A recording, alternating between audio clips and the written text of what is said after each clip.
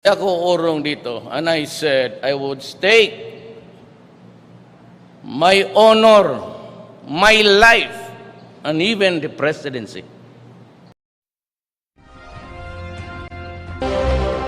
Good morning, Malacañang Press Corps. Happy New Year. Happy New Year, Secretary Salvador Panelo. Let's now have Secretary Panelo. Good morning. Happy and prosperous New Year to the nation, especially to the members of the Malacañang Press Corps. I'm ready, if you are. Sinong gustong una magtanong? Joyce Balasio. Sir, may balak po ba si President Duterte na bumisita dun sa mga nasalanta, mga apektado ng landslide? We're scheduled to visit tomorrow Saan, sir, particularly? sa Bicol area, Camarines Sur. Ano pong balak pong gawin ni President Duterte? Siyempre, we will check on the stricken areas para malaman natin kung ano pang kailangan gawin. May mga ibibigay po ba siya, sir? Assistance? Meron na mga nakaredy. Meron na nga nauna eh. Pero will that be part pa rin? No, kasama yan. Kasama lahat yan. What kind of assistance? Or financial assistance or goods? Ano pong Lahat na kailangan nila, ibibigay ni Presidente. Sir, in general po ba si President Duterte ay masaya or satisfied with the preparations done for Bagyong Usman? Kasi kahit hindi po ganun kumbaga it weakened as low pressure area, pero yung effect po niya sa ground, marami po yung namatay. So may pagkukulang po ba sa part? Natural lamang na malungkot ang Presidente sa mga panahon ng kalamidad. Pero ginawa naman natin ang lahat na maging handa. But there are things you cannot control. May mga dumarating na mga panahon na talaga magkakaroon ng mga trahedya. Wala po ba, sir, pagkukulang sa part, let's say, ng LGUs or national government agencies pagdating sa pagbibigyan ng warning? Or saan po kaya nagkulang, possibly, sir? Bakit ganito karami yung affected and yung number of people who died? Mukha namang wala sapagkat gaya ng sinabi na natin, noong pahanda tayo. Pero there are areas, for instance, na biglang nawalan ng kuryente. Kaya yung mensahe hindi nakarating doon sa mga naukulan kaugnay sa paghahanda sa Storm Usman. Meron mga ganon. Like in Sangay, sabi nung mga tao doon, the day before pa wala na silang kuryente kaya hindi nila na-monitor yung mga nasa radyo. Hindi nila alam na magkakaganon. Sir, what can be done to prevent that from happening again? Siguro ayusin natin yung energy. Tingnan natin kung bakit nagkaroon ng brownout in the first place. Kung ito ba ay cause pa ng storm. And other contingencies, sir? Yeah. We will learn from whatever lesson we have seen. Ganun naman tayo eh. Pag medyo nagkamali o meron tayong mga dapat na gawin, gagawin natin. Okay, questions? Follow up? Other issue? No more? Ace? Questions? So, satisfied si President Duterte sa preparations at sa response nung agencies sa Usman? Mukha naman. But siyempre, gaya ng sinabi ko kanina, there are certain matters na hindi kagad nakaresponde. At meron namang mga paliwanag din yung mga LGUs. So tingnan natin kung anong pwede pa natin gawin upang lalo tayo maging handa sa anumang panahon ng sakuna. Salamat, Sec. Follow up? Raymond Tinasa. Ay, sir. Happy New Year. Sir, pero ang Happy New trend Year. na ngayon, ang parang killer o pumapatay, hindi yung pagbaha or typhoon per se, kundi yung landslides na dahil sa mga pag-ulan. Sir, mayroon ba tayong plano actually na ipatupad na yung hazard map, yung kung saan may mga landslide prone areas na hindi dapat tinitirhan at dapat magkaroon na ng permanent evacuation yung mga tao doon?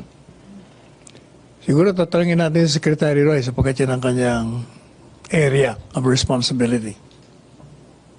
Also, sir, sinabi ni NDRMC Executive Director Halad na may pagkukulang sa part ng or hindi masyadong pagkakaunawa ng mga local officials doon sa pag-asa warnings, like for example doon sa rainfall, yung storm surge, and yung pagguho na dahilan na pagguho ng lupa, yung mga pag-ulan. So may balak ba tayo na mas paigtingin yung kampanya, pagpapaliwanag dito at magkaroon ng mas malinaw na kumbaga sistema sa pagpapaliwanag ng mga warnings ng pag-asa? Well, certainly, if that is the omission o pagkukulang, dapat nating punuan. Kung kailangan na magkaroon pa ng mga seminars upang ipaliwanag ang mga dapat nilang gawin, gagawin natin. Thank you, sir. Okay, MPC question. Other issue. Jam? Hi, sir. May we get your comment on the statement of Joma Sison that the CPP-NPA will intensify its offensives this year and that they will broaden their alliances to oust President Duterte? Well, he has been saying that, and as I said much earlier and even recently, his is a failed rebellion. It's about time that he realizes that fact, that 50 years of rebellion has not borne any fruits insofar as the intention of the rebellion he has launched is concerned. In fact, the very people that he has sought to fight for, sila naging biktima ng kanilang ginagawa. These are essentially just empty threats or walang patutunguhan, sir, yung mga sinasabi. Just like the rebel senator, he is an illusionist, a visionary that has become illusory. Palagay ko panahon na magkaroon siya ng enlightenment. MPC questions? But I don't blame him, given the fact that he's how many thousand miles away. Wala talaga siya sa realidad. Hindi niya nakikita ang nangyayari dito sa Pilipinas. Maylene, then Pia. So, sa madalit sabi, sir, hindi po dapat seryosohin ng gobyerno. Wala naman talagang maselan na threat yung kisison mismo. Pero yung nasa ground, na silang gumagawa ng mga pagsalakay, yun ang mga banta. But ready naman ang ating armed forces dyan. Pia? Sir, nag-release na po or nag-issue na ng travel advisory ang United Kingdom and Australia following the bombing in Cotabato City. Do you think that they have enough reason for to fear for the safety of their citizens here, especially in Mindanao? You know, it's natural for any foreign government, or any government for that matter, to be concerned sa welfare, sa safety ng kanilang mga mamamayan. And we cannot blame them kung nagkaroon sila ng ganyang pananaw sapagkat nagkaroon ng bombahan sa Cotabato.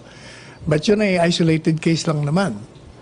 So, insofar as the National Defense Secretary is concerned, it's very safe to travel sa Mindanao.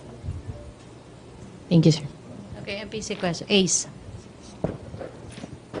Secretary, what are your thoughts on the ongoing congressional probe regarding the Bicol flood control projects? Well, it's the job of the House to conduct investigation. We'll leave it to them, and then let's see their findings. What are your expectations? The expectation of any executive branch relative to the investigation conducted by an equal branch is one of understanding and one of action if it so requires to do such acts. Depende kung anong magiging resulta ng investigasyon. But how are you taking that? Sa akin, sa amin, okay lang yun kasi may kanya-kanyang function ng bawat sangay ng gobyerno. Gawin nilang tungkulin nila, gagawin nilang ang amin. Magtutulungan tayo sa ikabubuti ng mga kababayan natin. But are you optimistic that the budget department will be able to answer whatever questions Oh, will I'm be sure, thrown at them. definitely, Secretary Jokmo. He's very competent to respond to any question directed to him. Okay. Thank you, Sec. Bernadette? Hi, Sec. Confirm lang po namin kung napirmahan na po ni President yung resolution extending the validity of 2018 appropriations po as claimed by Secretary. I just by texted the Executive Secretary, wala pang response. Chine-check ko. Okay, sir. I'll let you know. But sir, do you agree with Representative Andaya's statement that in effect, if the President really signed the resolution, does this mean that the government is doing away with the cash-based budgeting system po? Wala Secretary Jokmo, mas area of competence niya. Okay, sir. Thank you, sir. So, question from Celerina Monte about the women's statue in San Pedro, Laguna. Can we get Palace reaction on this? Why was it removed? Was there a directive pressure from the national government and or Japan to remove it? We don't know exactly who initiated the removal, but as far as the government is concerned, in the case of the statue built at the Ross Boulevard, we said then that we would not want to offend our ally, Japan. Now, it may be that the local governments did it pursuant to the policy of the government. Okay, thank you. Questions, MPC? Wala na kayong tanong? Okay, then Sino kasama bukas? Sino daw pupunta sa Bicol? MPC. Sige. Okay. Happy New Year ba?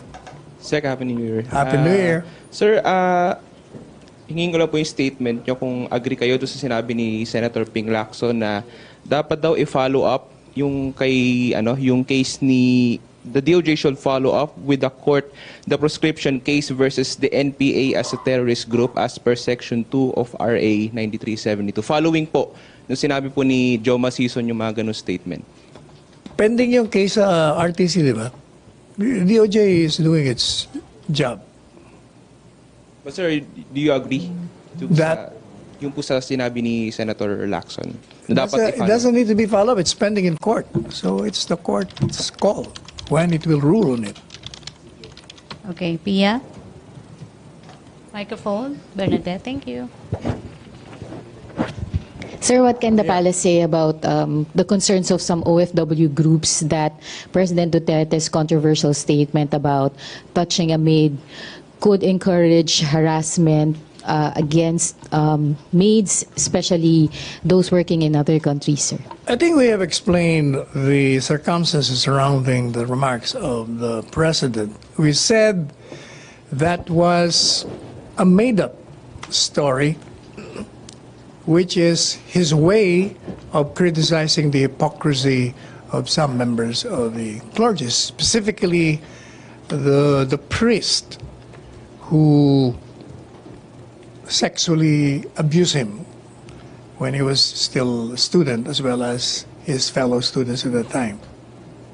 But President uses any method that will dramatize and will call attention and will bring the messages he wants to impart to those concerned.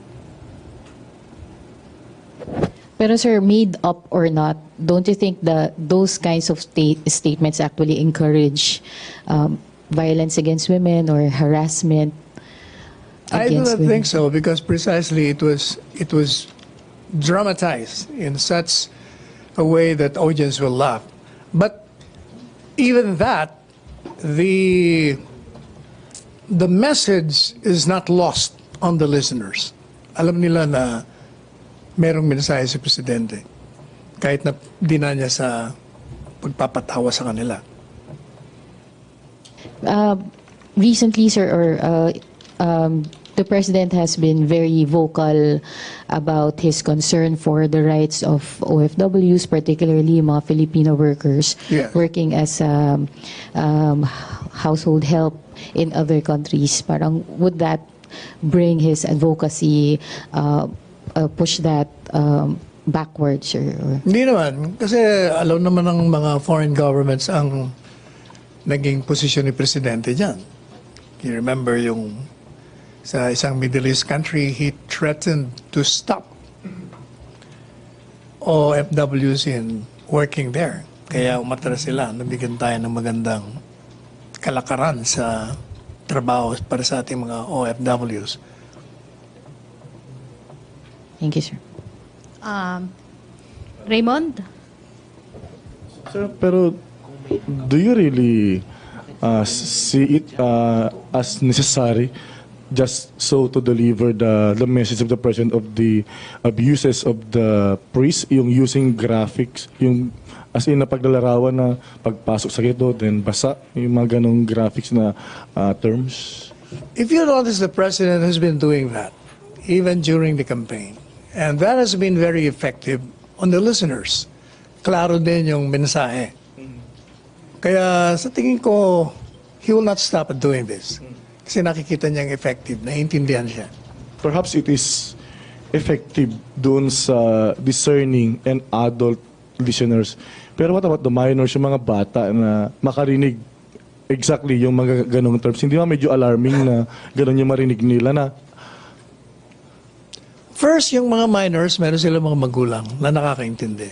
And so yung mga magulang ang magpapaliwanag sa kanila. Pangalawa, yung ganong, kung you're referring to mga elementary, palagay ko hindi nila maiintindihan yon. Rosalie? Sir, follow-up po. Regarding po dun sa mga binibitawang pahayag ni Yes. Pangulo in a national scope na maraming nakakarinig, pati po international, hindi ho ba lumalabag ang Pangulo sa Code of Ethics for Government Officials na siya bilang highest official of the government? Paano pa makokontrol yung mga nasa ibaba niya na magsalita rin ng mga ganong klaseng mahalay na pahayag po? Hindi rin. Unang-una, hindi naman mahalay yung kwento niya. Nagtatawanan nga eh. Alam mo, pag mahalay, ang reaksyon ng audience, masama. Magagalit sa kanya. Hindi yung magtatawanan. Kasi magaling siya doon eh. Haven't you noticed, napakagaling ni Presidenteng maggawa ng mga kwento, mga katang kwento, o kwento na nangyari, pero ini-exaggerate niya, para lang matone down yung bigat ng mensahe, para mas madaling tanggapin. Rather than yung style na mumurahin mo na gusto yung dapat mong banatan. Pero sir, is that a good example for other lower public officials po, yung ganong style na ginagawa ng Pangulo? Kasi we have the kasambahay law para itaas ang karangalan, gawing importanteng sektor ng lipunan ng mga domestic helper. Pero po dun sa naging pahayag ni Pangulo, parang masyado po silang nade-degrade dun sa example na ikinabit dahil dun sa abuse na ginawa ng pare nung minor de edad pa po siya. I don't think na degrading. Alam mo, gaya ng sinabi ni Pangulong Duterte kaugnay doon, pinakita niya lang na walang kasalanan na dapat siyang sabihin, pero pinipilit siya nung pare habang siya'y ginagalaw. Kumaga, pinapakita niya yung kabastusan ng pare. At ginawa niya ng kwento ng gano'n na lang para makita ang kahubaran or nakedness ng hypocrisy ng particular na paring yan. Pero sir, at the expense of a domestic helper, sir? Hindi naman eh. So there's nothing... Alam mo, meron naman akong katulong sa bahay. Wala naman siyang reaction na nagalit kay Presidente. Natawa nga eh. Natatawa lang sila eh. Natatawa sila eh. So sir, there's nothing... Alam mo, ang nagiging problema lang yata kasi masyadong yung mga ultra-conservative at yung mga taong hinahanapan talaga ng mali ang Presidente, yun ang gagawin nila ng reaksyon. But by and large, hindi naman eh. They know exactly the message of the President. So hindi rin po natin in-expect na mag-apologize ang Pangulo dun sa Definitely statement hindi. But precisely sinadya niya nga yun. Kaya nga sinasabi niya that was intentionally made. It was a concocted story to dramatize the hypocrisy of a particular man in cloak. Christine? Sir, is the President aware that he gets into trouble when he makes this kind of statements? Alam mo, ang presidente, siya yung tipong he couldn't care less whether there will be an erosion in public support. Ang kanyang intention palagi magbigay siya ng mensahe na maiintindihan siya at magiging epektibo. Kaya ng mga banat niya sa simbahan. Para sa kanya, he is initiating a discourse. Gusto niyang buksan ang taong bayan upang magkaroon ng malawakan at malalimang diskusyon kaugnay sa mga paniniwala sa punto ng reliyon na maaaring sa halip na makatulong ay hindi.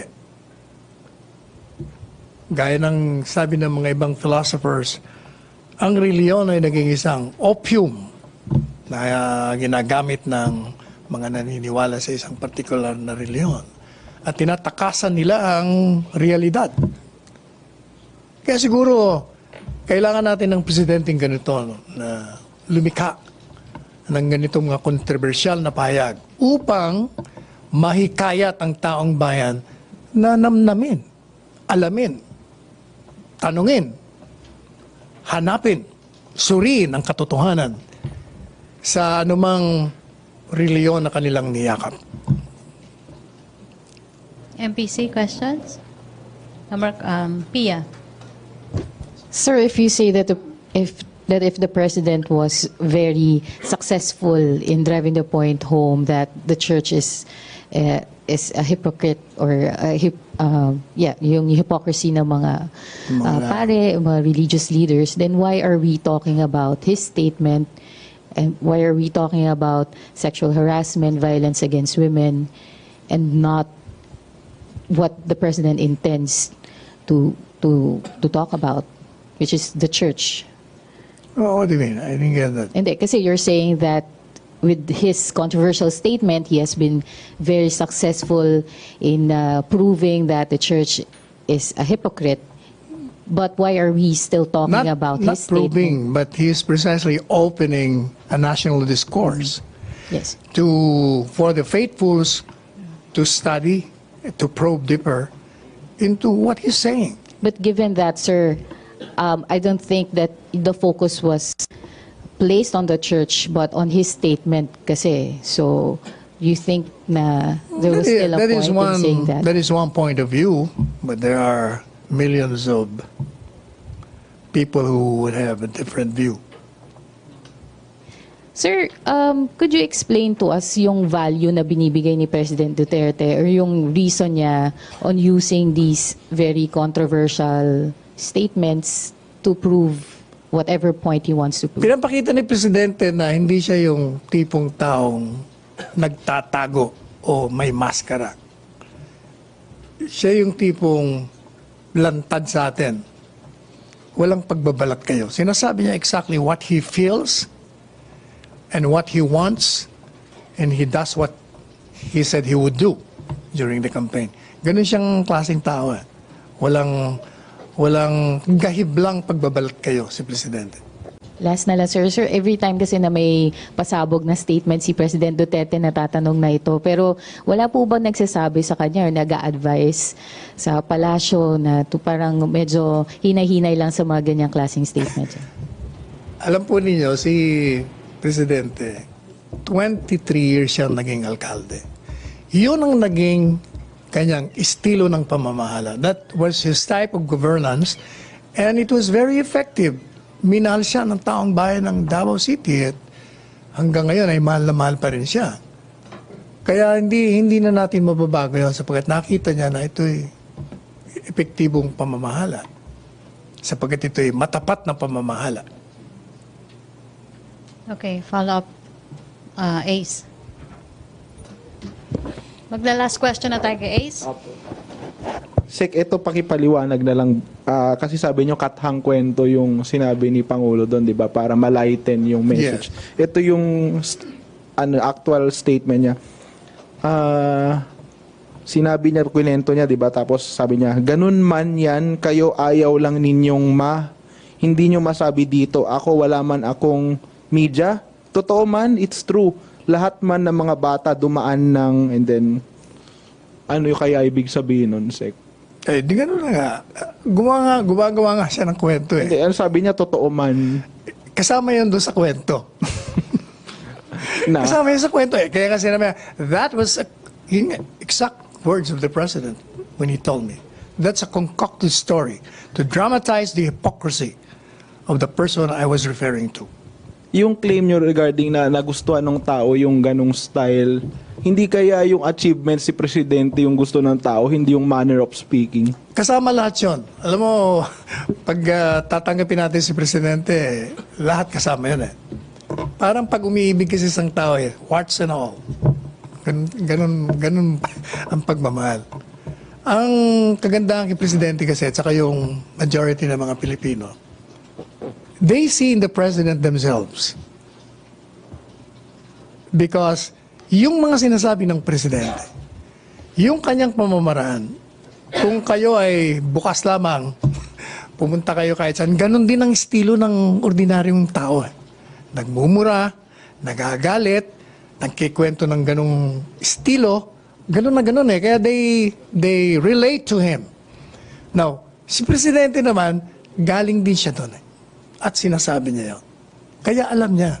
So, it has evolved into what I will call, as Tony Lopez describes, even mine and the President, karoon ng mind melt ang Presidente at ang taong bayan. They have merged into one. Kaya mahihirapan talagang sirain si Presidente. Walang magtatagumpay na anuman ang itapon mo kay Presidente. Sapagkat ang taong bayan ay niyakap na nila si Presidente bilang sila. Kaya mahal na mahal siya. Haven't you noticed? 2.5 years, ganun pa rin ang consistency ng kanyang rating. There is no other explanation but that. Okay. Salamat po. Okay, no more, MPC? Okay, thank you, Presidential Spokesperson Salvador Panelo. Is that the color of the year? No. I bought one suit like that. Sabihin niyo, sir, kung kailan. Susuot natin. Thank you. Okay, thank you, Malacañang Press Corps. Back to main studio sa Radyo Pilipinas and People's Television Network.